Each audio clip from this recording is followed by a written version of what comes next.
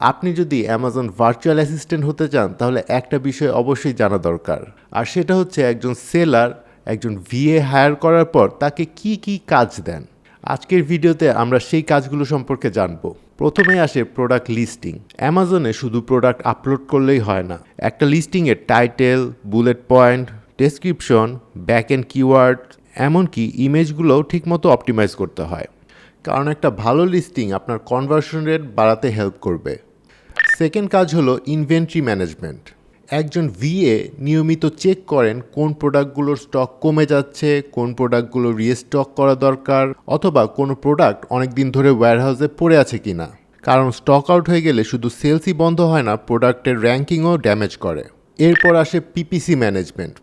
PPC হচ্ছে অ্যামাজনের নিজস্ব বিজ্ঞাপন ব্যবস্থা।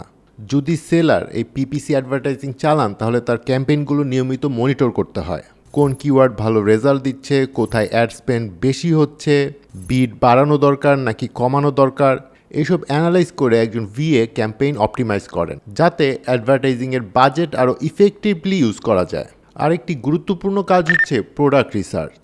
সেলার যখন নতুন প্রোডাক্ট লঞ্চ করতে চান তখন মার্কেট রিসার্চ করতে হয়। প্রোডাক্টের কম্পিটিশন কেমন, ডিমান্ড কেমন, প্রফিট মার্জিন কেমন হতে পারে, এই তথ্যগুলো সংগ্রহ করে একজন ভিএ সেলারকে ডিসিশন নিতে হেল্প করেন। আর সবশেষে আসে data analysis and reporting. Sales কেমন হচ্ছে, অ্যাডভার্টাইজিংয়ের পারফরমেন্স কেমন, কোন প্রোডাক্ট ভালো করছে, কোন জায়গায় ইমপ্রুভমেন্ট দরকার, এসব তথ্য অ্যানালাইজ করে একজন ভিএ রিপোর্ট তৈরি করেন যাতে সেলার দ্রুত এবং সঠিক বিজনেস ডিসিশন নিতে পারেন। তাহলে দেখতেই পাচ্ছেন একজন অ্যামাজন ভিএর কাজ শুধু একটি নির্দিষ্ট টাস্কের মধ্যে কিন্তু সীমাবদ্ধ না।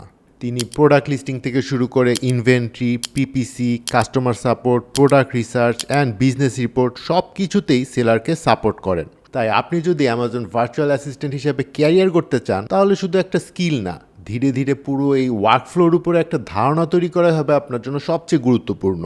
আর আপনি যদি এই স্কিলটা শিখে একটা গ্লোবাল ক্যারিয়ারের দিকে এগিয়ে যেতে চান তাহলে কমেন্টে লিখুন ভিএ। দেখা হবে পরের ভিডিওতে। Thanks for watching.